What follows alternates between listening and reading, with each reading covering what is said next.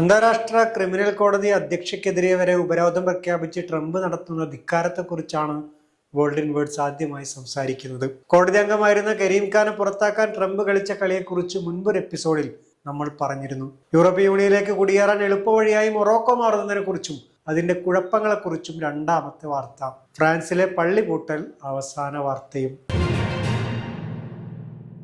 അന്താരാഷ്ട്ര ക്രിമിനൽ കോടതിക്കെതിരെയുള്ള ട്രംപിന്റെ ദേഷ്യവും വാശിയും ഇനിയും തീർന്നിട്ടില്ലെന്നാണ് വാർത്തകൾ നൽകുന്ന സൂചന.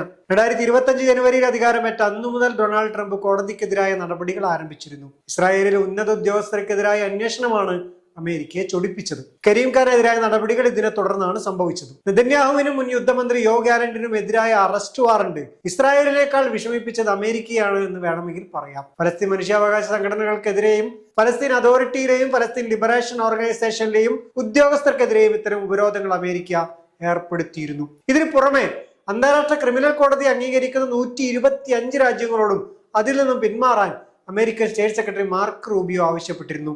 ആരൊക്കെ അത് അംഗീകരിക്കുമെന്ന് തങ്ങൾ നോക്കി വരികയാണെന്ന ഭീഷണിയും പിന്നീട് വന്നിരുന്നു.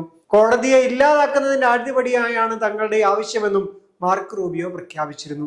ഏറ്റവും പുതിയ വാർത്തകൾ സൂചിപ്പിക്കുന്നത് അന്താരാഷ്ട്ര ക്രിമിനൽ കോടതിയുടെ അധ്യക്ഷ ടൊമോക്കോ അക്കാനെതിരെയും സീനിയർ അഭിഭാഷകൻ സെനഗൽകാരനായ അബ്ദുള്ള സിയക്കെതിരെയും അമേരിക്ക ഉപരോധം പ്രഖ്യാപിച്ചിട്ടുണ്ട് എന്നതാണ്. അന്താരാഷ്ട്ര കോടതിയുടെ അധികാരപരിധിയിൽ പെടാത്ത അല്ലെങ്കിൽ അത്തരം സംവിധാനത്തോട് സഹകരിക്കാത്ത രാജ്യങ്ങളുടെ ഉദ്യോഗസ്ഥരെ അറസ്റ്റ് ചെയ്യാനും തടവിലിടാനും അവരുടെ പ്രവൃത്തികളെ കുറിച്ച് അന്വേഷിക്കാനും ഇവർ തയ്യാറായി എന്നതാണ് അമേരിക്ക ഇവരിൽ കണ്ടെത്തിയ കുറ്റം. എന്നാൽ ഇവർക്ക് പിന്നിൽ തങ്ങൾ ഉറച്ചു നിൽക്കുമെന്നാണ് കോടതിയിലെ മറ്റുള്ള ഉദ്യോഗസ്ഥർ പറയുന്നത്. അമേരിക്ക നടപടിയെ അവർ വിമർശിക്കുകയും ചെയ്തു. അമേരിക്കയിലെ 4 സംഘടനകൾ ട്രംപിന്റെ നീക്കത്തിനെതിരെ കോടതിയെ സമീപിച്ചിട്ടുണ്ട് എന്നും വാർത്തകളുണ്ട്.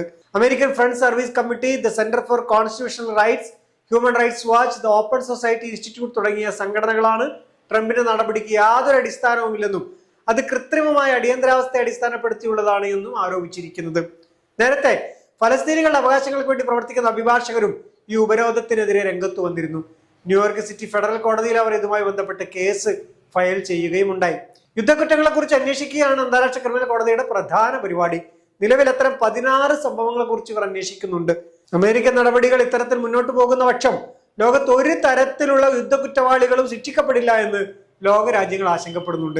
നിലവിൽ ദർഫൂർ, യുക്രൈൻ, വെനിസ്വേല, അഫ്ഗാനിസ്ഥാൻ, മ്യാൻമർ തുടങ്ങിയ രാജ്യങ്ങളിലെ യുദ്ധക്കുറ്റങ്ങളാണ് ഇവർ അന്വേഷിക്കുന്നത്.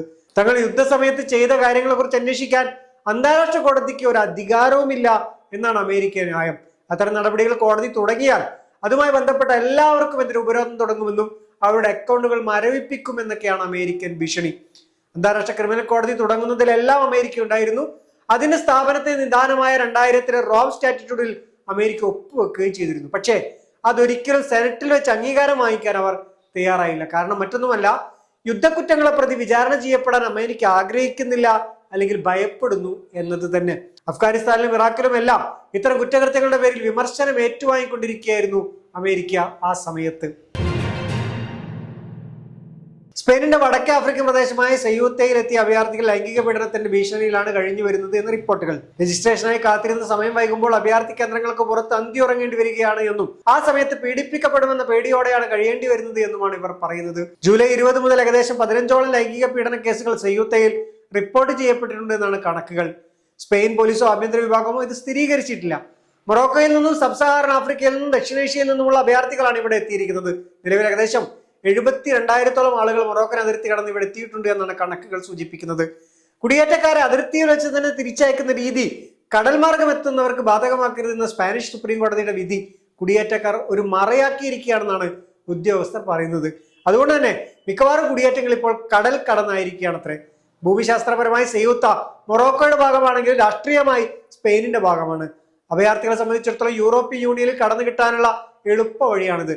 യൂറോപ്പിലേക്കുള്ള കുടിയേറ്റത്തിന് ഒരു ഇടത്താവളമായതോടെ മൊറോക്കോ മാറുകയും ചെയ്യുന്നു. അതായത് യൂറോപ്യന്മാരുടെ അഭിപ്രായത്തിൽ അവരുടെ സുരക്ഷിതത്വം മിക്കപ്പോഴും തൊട്ടടുത്ത രാജ്യങ്ങളിലെ രാഷ്ട്രീയ അവസ്ഥകൾക്കനുസരിച്ച് മാറിയും മറിഞ്ഞും ഇരിക്കും എന്നർത്ഥം.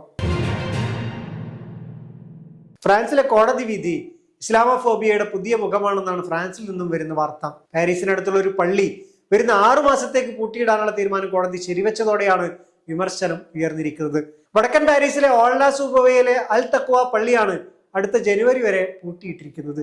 അക്രമവും വിദ്വേഷവും വളർത്തുന്ന പ്രസംഗങ്ങൾ, ഭീകരവാദത്തെ പ്രോത്സാഹിപ്പിക്കുന്ന ആശയങ്ങളുടെ പ്രചാരണം ഇവയൊക്കെയാണ് അത്രേ പൂട്ടലിലേക്ക് നയിച്ചത്. ഇതിനുള്ള തെളിവുകൾ ഔദ്യോഗിക രഹസ്യം എന്ന നിലയിൽ നിൽക്കുകയും ചെയ്യുന്നു. മതഗ്രന്ഥങ്ങളിൽ നിന്നുള്ള കാര്യങ്ങൾ വിശദീകരിക്കുക മാത്രമേ താൻ ചെയ്തിട്ടുള്ളൂ എന്നും ആക്രമണത്തെക്കുറിച്ച് യാതൊന്നും ഇതുവരെ സംസാരിച്ചിട്ടില്ല എന്നുമാണ് പള്ളി ഇമാം പറയുന്നത്. നന്ദി.